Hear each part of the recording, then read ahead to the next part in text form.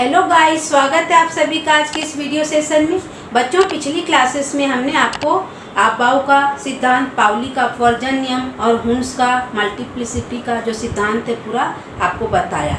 आज हम 1 बाय 1 करके जो एटॉमिक नंबर 1 हाइड्रोजन से लेकर हम जिंक तक पूरा 30 तक इलेक्ट्रॉनिक कॉन्फ़िगरेशन लिखना सीखेंगे। तो चलिए स्टार्ट करते हैं।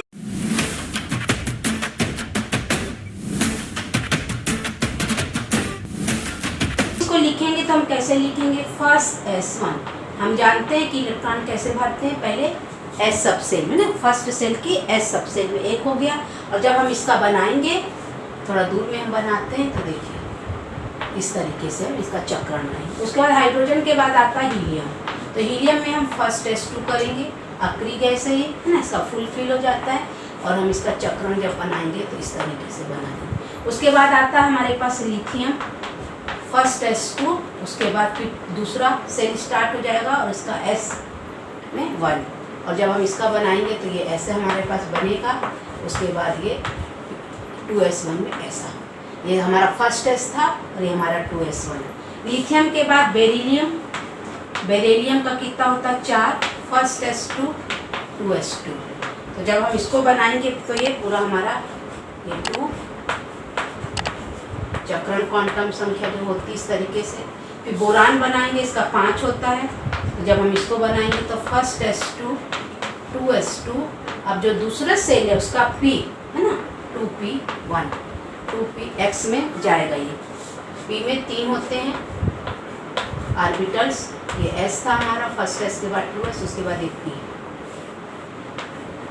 तो यहाँ पे ऐसे जाएगा। उसके बाद बोरान के बाद कार्बन, तो कार्बन में होता है 6, तो फर्स्ट S2 2S2, उसके बाद 2P2। तो 2P2 जो होगा उसका चक्रण किस तरीके से होगा?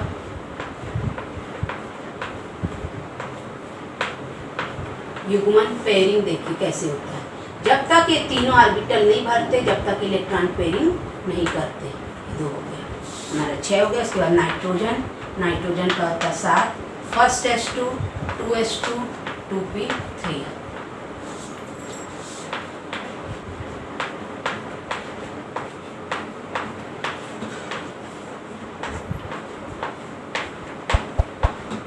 इस तरीके से। उसके बाद ऑक्सीजन, ऑक्सीजन में 8 होता है, फर्स्ट S2 2S2 2P4, क्योंकि P में 6 हो सकते हैं ना, यहाँ पे 2P4 करेंगे। अब चक्रण होगा, पेयरिंग सॉरी, अब युग्मन हो जाएगा P ऑर्बिटल्स में। तो P ऑर्बिटल्स का जो X है, Px Py और Pz 3 होते हैं ना, तो पहले ये तीनों भर गए, उसके बाद ये ऐसे जाएगा चौथा इलेक्ट्रॉन P सब सेल का। उसके बाद है फ्लोरीन, फ्लोरीन का होता है 9, first S2 2S2 2P5, 2P में 6 हो सकते हैं, अभी 5 चल रहा है।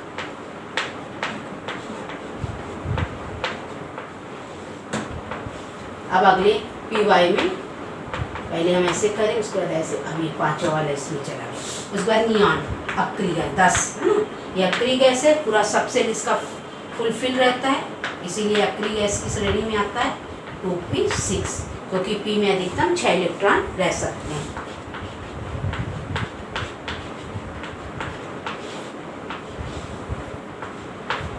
पहले ऐसे ऐसे भरे, उसके बाद इसमें गया, इसमें गया, इसमें गया, इस तरीके से हो गया नियॉन। अब अगला हम देखते हैं सोडियम से। सोडियम का होता है 11, उसके बाद हम पूरा कैल्शियम 20 तक करेंगे।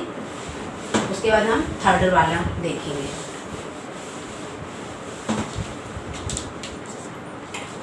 सोडियम का होता है 11। तो अब हम उसको आपको SPDF में भरना पूरा नहीं बताएंगे, हम सीधे इसका इलेक्ट्रॉनिक कॉन्फ़िगरेशन लिखेंगे। फर्स्ट S2 2S2 2P6 है ना। अब देखिए कितना हो गया, फिर 3S2, 6 4 10, तो 3S में 1 आएगा, ये 11 हो गया। 2 2 4, 6 4 10, 11 हो, 11वां इलेक्ट्रॉन 3S1 में जाएगा। उसके बाद है मैग्नीशियम, मैग्नीशियम का होता है 12, सेम रहेगा यहाँ तक, फर्स्ट S2 2S2 2P6 और यहाँ पे 3S2। थर्ड सेल चालू हो गई हमारी, रेस्ट का भर गया। उसके बाद एल्युमिनियम, एल्युमिनियम का होता है 13, ये पूरा सेम रहेगा 3s2। अब 3p स्टार्ट हो जाएगी सबसे, और इसके तब तक भरेंगे जब तक कि p में 6 नहीं हो जाता है। उसके बाद है सिलिकॉन, तो ये पूरा सेम रहेगा। उसके बाद यहाँ पे 3p 2 हो जाएगा। फिर सिलिकॉन के बाद होता है फास्फोरस, जिसका होता है 15, यहाँ तक पूरा सेम रहेगा। फिर यहाँ पे 3p 3 हो जाएगा। फिर फास्फोरस के बाद सल्फर आता है, जिसका 16 होता है। तो यहाँ पे फिर से थोड़ा बीच बीच में मैं लिख दूँगी तो आप लोग को डाउट ना हो। 2s2 2p6 3s2 और 3p4। आप गिन सकते हैं, 16 होगा, 6 4 10 11 12 12 4 16। फिर उसके बाद आता है क्लोरीन, क्लोरीन का होता है 17, ये पूरा सेम रहेगा। यहाँ पे 3p हो जाएगा 5। फिर उसके बाद आता है आर्गन, ये भी अक्री गैस है 18, ये पूरा सेम रहेगा। फिर 3p में क्या हो जाएगा 6। अब ये पूरा फुलफिल हो गया, first s2 2s2 2p6 3s2 और 3p6। अब इसके बाद आता है कैलियम, जिसको हम बोलते हैं पोटेशियम। जब हम इसका भरेंगे तो 3p के बाद 3d स्टार्ट नहीं होगा, हमारा क्या हो जाएगा 4s, और पहला इलेक्ट्रॉन इसमें चला जाएगा। इसको बोलते हैं 4s1, क्योंकि मैंने एनर्जी लेवल आपको बताया है ना, उस टाइप से हो गई। उसके बाद है कैल्शियम, कैल्शियम का होता है 20। तो इसमें भी हम जब करेंगे तो first s2 2s2 2p6 3s2 3p6 और उसके बाद 4s2, पूरा देखिए 20 हो जाएगा। 6 2 2 4 10 11 12 18 और ये 20। तो इस तरीके से सोडियम से लेके कैल्शियम तक हमारा ये इलेक्ट्रॉनिक कॉन्फ़िगरेशन हो गया। अब हम स्कैंडियम की ओर चलते हैं। अब जब हम स्कैंडियम से जिंक तक जाएंगे तो अपवाद आएंगे, तो हम उनको बताएंगे कैसे उसमें। अब हमारा 21वां है स्कैंडियम, तो इसका कैसे बनेगा, first s2 2s2 2p6 3s2 3p6। अब इसको गिनिए 6 4 10 8 18, अब बच्चे 3 है ना, तो 3d नहीं आएगा, पहले हमारे पास आएगा 4s2 फिर 3d1। 4s2 और 3d1 से ये हमारा हो जाएगा स्कैंडियम। स्कैंडियम के बाद हमारे पास टाइटेनियम, इसको हमने साइंस टीचर करके बताया था ना आपको। तो ये पूरा यहाँ तक ऐसे ही रहेगा, 4s2 के बाद 3d2 हो जाएगा, 3d में 2। उसके बाद आएगा वैनेडियम 23 वाला, तो यहाँ पे हमारा सेम रहेगा। उसके बाद आ जाएगा 3d3।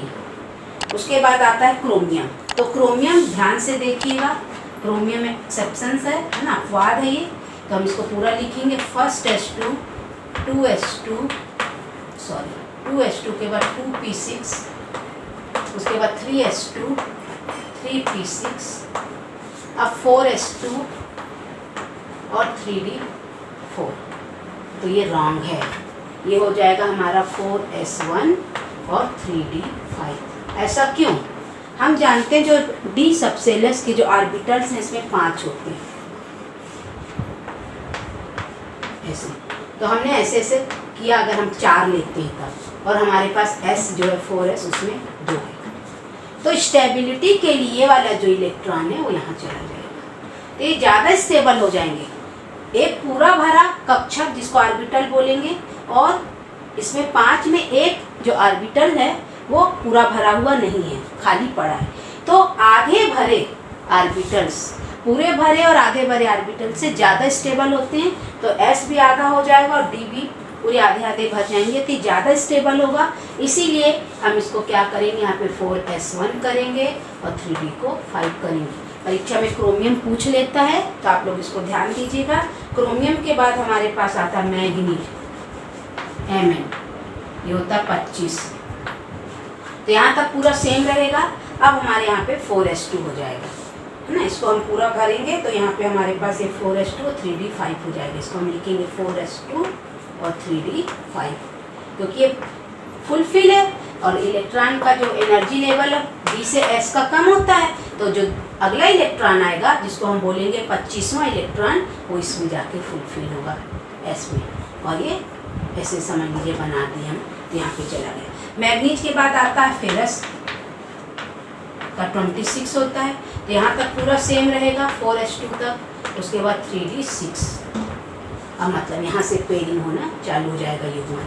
उसके बाद फेरस के बाद क्या आता है, कोबाल्ट का जो होता है 27 होता है, तो इसमें क्या हो जाएगा 4s2 तो रहेगा ही रहेगा, 3d7 हो जाएगा।